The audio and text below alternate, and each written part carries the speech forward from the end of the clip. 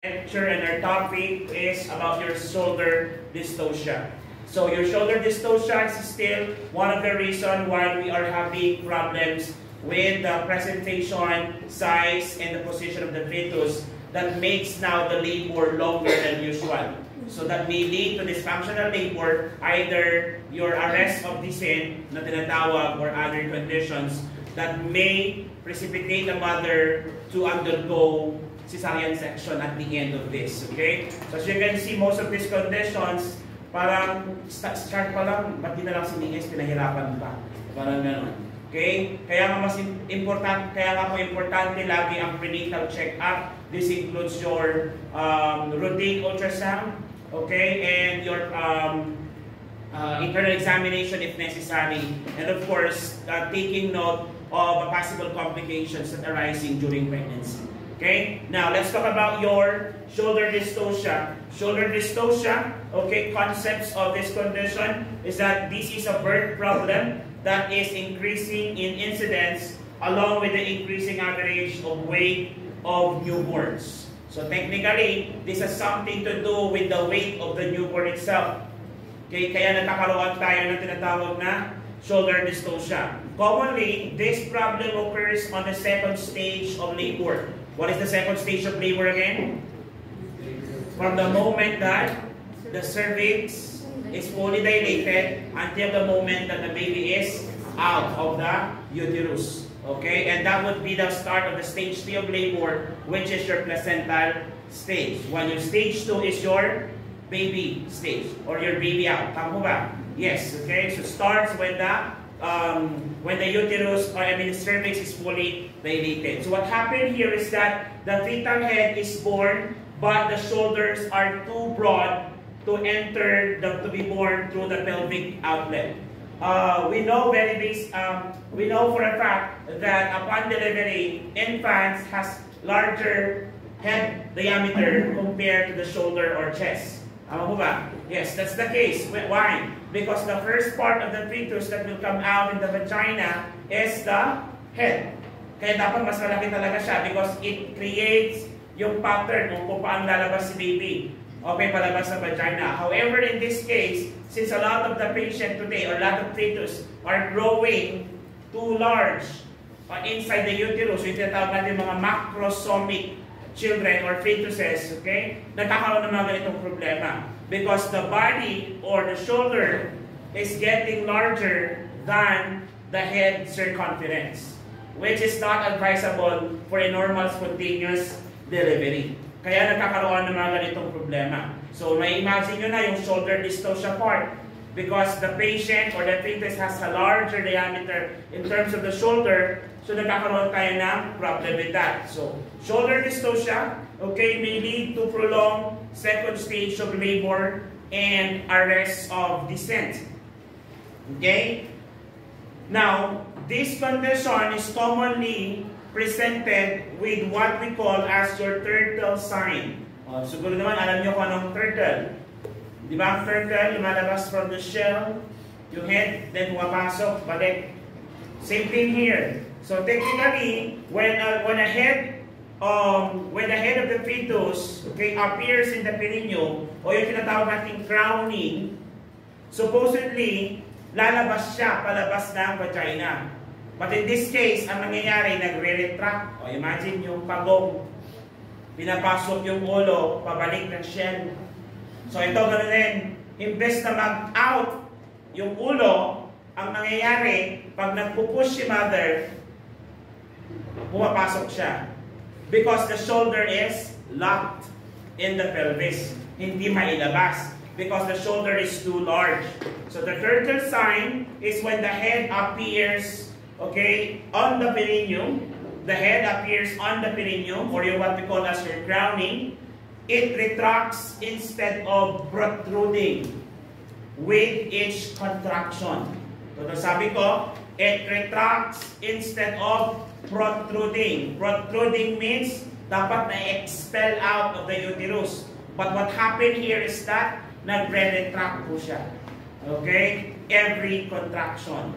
So, pangit po ba yun? Yes, imbis kasi na mag-progress yung labor, nagkakaroon ng delayed labor, hence leading into arrest of descent or prolonged second stage of labor. Now, what are the risk factors? While this condition is very common, o sabi natin kanina, the baby becomes too large. I believe, kapag napanood nyo na, or you've already watched the video about macrosomia. So macrosomia is an infant or a fetus that is larger or within the range of 4 kilos to 4.5 kilos. Okay, or 4,000 to 5,000 grams. So in this case, ganun din po ang nangyayari. So ano yung mga possible risk factor? So since malaki yung shoulder ni baby, expect na lumaki si baby. So para siyang macrosomic baby. So the risk factor is same as your macrosomia. Ano ba yung number 1? Gestational complication that leads into macrosomic baby. Ano ulit? Diabetes mellitus. So diabetes mellitus is one of the risk factor. What else? Multiparous. Okay? Multiparous women. And if the fetus reaches more than 42 weeks, known as your post-term pregnancy. You're still aware of the full-term pregnancy, tama? 38 to 42 weeks. Beyond 42 is post-term, below 38, or at least below the 37th week, or end of 37th week is preterm.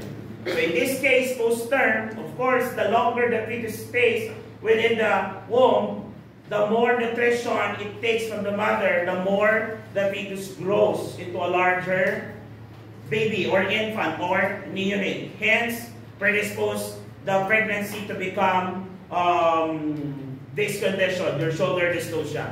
Okay? So what are the possible complications of this? You think about the complications of macrosomia, it's the same thing. Okay? It can lead into, if the vagina is too narrow to accommodate the expulsion of the fetus. Talagang medyo vulgar na yung paggamit ng word. No? Anyway, this is a medical class. Tama na. Yes. Medyo off siguro if you're going to use that word kung ang topic natin ngayon is English.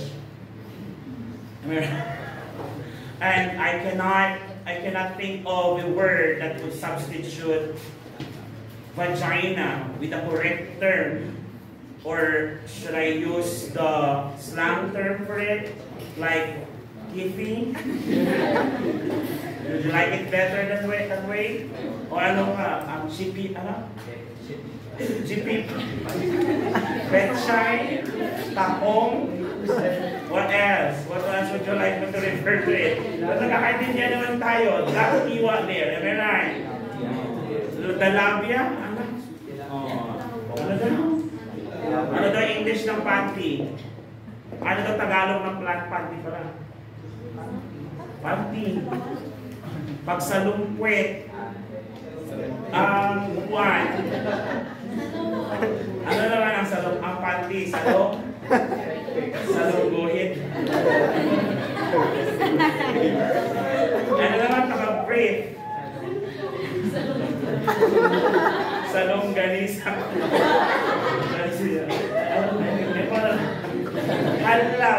Balik tayo dito. Iffy. So, kung masigip yun at hindi kasyang shoulder to come out, and we will force the delivery to proceed with vaginal, okay, anong mangyayari? Pwede magkaroon ng perineal tear, okay? Perineal tear and cervical tear. In cervical, we are referring here to the cervix, ha? Sometimes we interchange cervix and the cervical collar. Okay, may cervix tayo dito, tama? Yes, so still remember your neuro? Anatomy, physiology of the neurologic system, we have the cervical 8. Ano yan? Cervical 1, 2, 3, or 8. Pag cervical 4 to 8, you become quadriplegic kapag natamaan. Pag cervical 1 to 4, you will be suffering from respiratory arrest. Pwede ka mamatay. Pag ang naputol is cervical 1 to 4. Pero pag cervical 5 to 8, pwede ka pa rin mabuhay. Kaso nga lang, baldado ka. Tawag sa kondisyon yan, quadriplegic. We discuss that kapag kayo ay nasa third year na, medical surgical nursing. Excited na ba kayo? Kasi you are 2 SEMs and 1 summer away to becoming part of the elite nurses. Elite nurses. Because that would be the level kung saan mauubos ng buhok mo din. Kung saan buhok man yan, bahala ka. Okay, sana sa baba na lang. Para hindi ahit ng akin. Very good. Napakandang logic and rationality. Okay, ano pa? Okay, so if in case the fetus is coming out, tapos pwede kasing mag-protrude din yung kanyang cord, tendency, the cord will also be compressed. And kapag compressed cord ang pinag-uusapan natin, dapat may pumapasok agad sa isip nyo. Yung nasa isip ko. Pag naipit si cord, what will happen to the oxygenation? Decreases, leading to hypoxia. So magkakaroon tayo ng carbon dioxide build-up, leading into fetal acidosis. Very basic yan. Dapat alam nyo yan. So pag gano'n ang nangyayari at hypoxic, the body would try to compensate initially, but the fetus will develop fetal tachycardia. But as the hypoxia goes by, nagiging bradycardic na si baby. Is that a sign of fetal distress? Yes. In that case, we should consider delivering the infant or the neonate via cesarean section. Nakapagbunagan tayo. Okay, ano pa? Fetal fracture of the clavicle. Because this is the shoulder. Kung hindi kasya, pwede take note, malambot pa ang buto niyan. Malleable pa in an instance. Okay, or in a sense. Okay? Okay, sa yung ulo kasi natin, pwede pa kasi malleable talagang na-break pa yan. That's the good thing about your fontanelles. O, yun yung dahilan kung bakit nagkakasya. Kaso nga lang, nagiging elongated minsan ang ulo ng baby. Lalo na kapag yung pag-iri ni Mama is pasundot-sundot. Am I right? Yung iri, mga ganun eh, medyo nag-iinarte. Am I right? So, medyo naiipit, umahaba yung kanilang ulo. Okay? And, fetal brachial plexus injury. So, yung brachial plexus injury, okay, dito yon. Manidiscuss nyo rin ito pag nasa pan na kayo. Orthopedic nursing. Third year din yun, second sem. Yeah. So, parang yung crutch policy na tinatawag. Dito sa bandang kilikili part yun. Kaya pag nakita kayo ng merong saklay, dapat yung saklay hindi dumidikit sa kilikili. Dapat hindi dumidikit yun. Tapos yung kamay, dapat laging angular. Kasi this is where the force will lie, hindi sa paa. Kasi nga, may problema siya sa paa. Kaya nagiging paa niya is the saklay. So same thing here. Pwedeng maipit yung nerve na yon, leading into brachial plexus injury or brachial palsy na tinatawag. Okay? Now, how are we going to manage this condition? Management focuses on, number 1, yung tinatawag nating Mack-Roberts maneuver. Ang daming Mack sa nursing, no? McDonald's. Ano ba? McBurney's. Alam niyo McBurney's? McBurney's sign when you develop your appendicitis pain.